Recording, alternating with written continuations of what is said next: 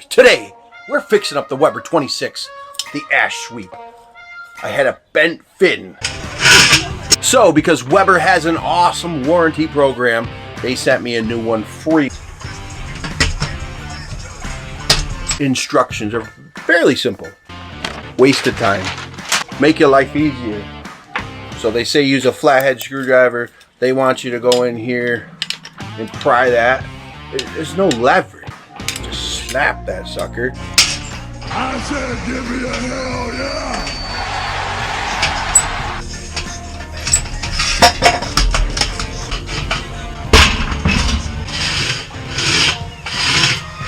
Gain leverage, use this guy. So while this is inside, put your screwdriver in, boom.